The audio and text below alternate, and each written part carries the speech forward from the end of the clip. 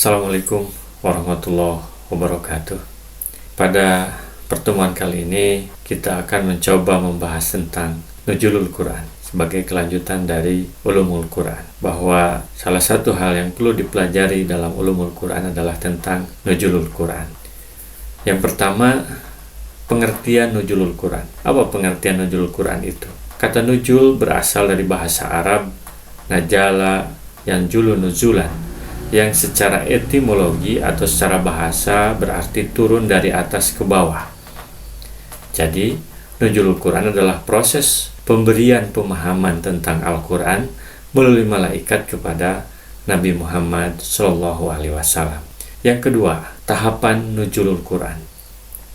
Bahwa yang pertama, ada 3 tahapan proses Nuzulul Quran. Yang pertama, Al-Quran turun ke Lauhul Mahfud sebagaimana dalam Quran surat Al-Buruj ayat 21-22, bal huwa Qur'anun Majid fi Lauhim Mahfud. Kapan dan bagaimana proses ini berlangsung hanya Allah yang mengetahui. Berdasarkan Quran surat Al-Buruj ayat 21-22, Al-Quran diturunkan secara keseluruhan. Yang kedua, Al-Quran turun dari Lauhul Mahfud ke Baitul Izzah di langit dunia.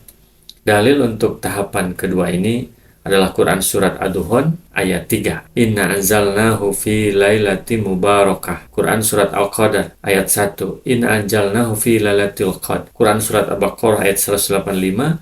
Syahrul Ramadan alladzi unzila fihi al-Quran. 3 ayat tersebut juga menunjukkan bahwa Al-Quran diturunkan dalam satu jumlah sekaligus. Yang ketiga, Al-Quran turun dari Baitul Izzah kepada Nabi Muhammad SAW secara berangsur-angsur melalui perantara malaikat Jibril. Dalilnya adalah Quran surat Asy-Syu'ara ayat surat ke-26 ayat 193 sampai ayat 195. Nazala bihi ar-ruhul amin ala qalbika litakuna minal munzirin bilisani arabi mubin, bahwa Al-Quran turun melalui Ruhul Amin atau malaikat Jibril ke dalam hati Nabi Muhammad dalam bahasa Arab yang jelas, atau dalam Quran surat Al-Isra ayat 102 dan surat Al-Furqan ayat 22.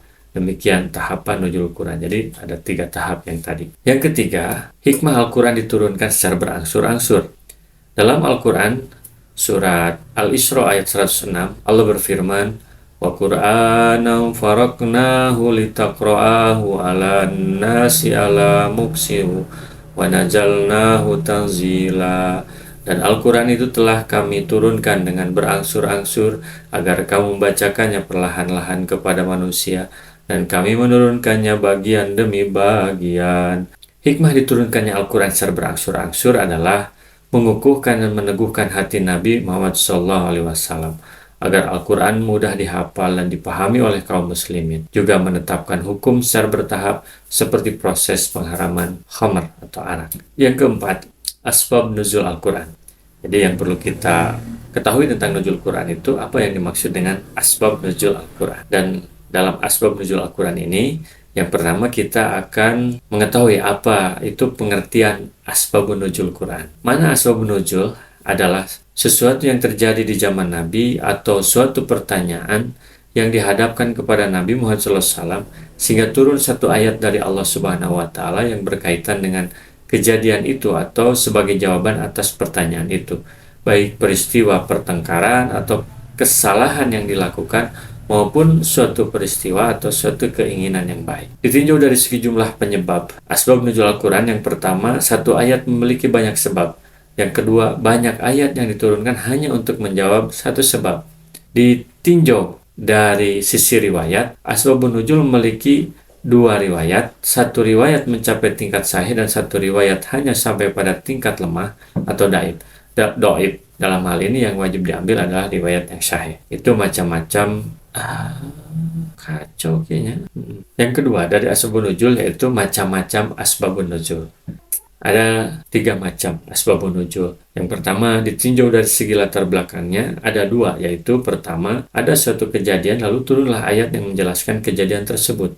Kedua, ada yang bertanya kepada Nabi tentang sesuatu, lalu turunlah ayat yang menjelaskan atau menjawab pertanyaan yang disampaikan kepada Nabi. Yang kedua, ditinjau dari segi jumlah penyebab. Pertama, satu ayat memiliki banyak sebab. Yang kedua, banyak ayat yang diturunkan hanya untuk menjawab satu sebab. Yang ketiga, ditinjau dari sisi riwayat. Asbabun nuzul memiliki dua riwayat. Satu riwayat mencapai tingkat sahih dan satu riwayat hanya sampai kepada tingkat lemah atau dhaif. Dalam hal ini, yang wajib diambil adalah riwayat yang syahih. Kemudian yang ketiga, dari asbabun nuzul itu, kita akan mengetahui ungkapan-ungkapan asbabun nuzul. Ada beberapa ungkapan. Yang pertama diungkapkan dengan bahasa sebab, seperti sababun nuzuli al-ayah kaza. Sebab turunnya ayat ini adalah. Yang kedua diungkapkan dengan fa jawab, setelah menerangkan peristiwa terkait dengan penurunan ayat. Yang ketiga, jawaban Rasul atas sebuah pertanyaan yang diajukan kepada beliau. Jawaban ini tidak diungkapkan dengan menggunakan redaksi sebab atau fa jawab, tapi dapat dipahami dari konteks pertanyaan dan berdasarkan ayat yang diturunkan. Yang keempat, redaksi yang tidak jelas menunjukkan makna sebab nuzul atau ghair syarih, tidak menggunakan bahasa sebab, tidak menggunakan huruf fa jawab, dan tidak dalam konteks jawaban Rasul atas sebuah pertanyaan yang diajukan kepadanya. Jadi itu 4 macam ungkapan-ungkapan asbabun nuzul.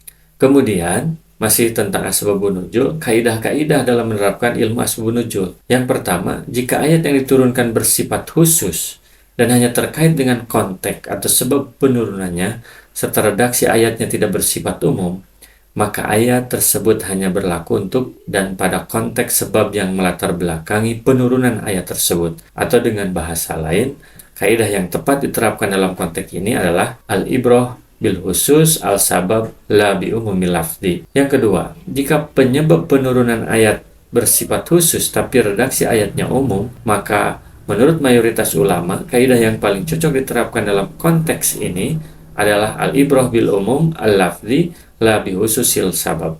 Penetapan hukum ditetapkan berdasarkan keumuman lafaz atau redaksi ayat, bukan berdasarkan konteks yang menyebabkan diturunkannya ayat. Kemudian yang kelima, tentang asbabun nuzul, apa gunanya? Kegunaan ilmu asbabun nuzul. Paling tidak ada 4 kegunaan. Yang pertama, membantu memahami ayat dan dapat menghilangkan kekeliruan pemahaman seorang mufasir. Jadi, supaya ahli tafsir atau orang yang menafsir Al-Quran tidak salah, maka harus diketahui sebab nuzulnya apa. Yang kedua, mengetahui hikmah di balik pemberlakuan sebuah hukum.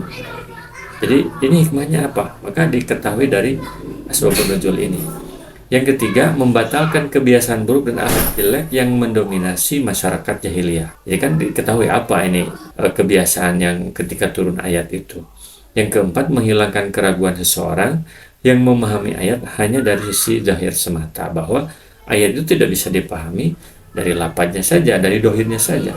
Kita harus mengetahui konteks turunnya seperti apa, sehingga dari situ kita bisa mengamalkan Al-Quran itu sendiri. Assalamualaikum warahmatullahi wabarakatuh.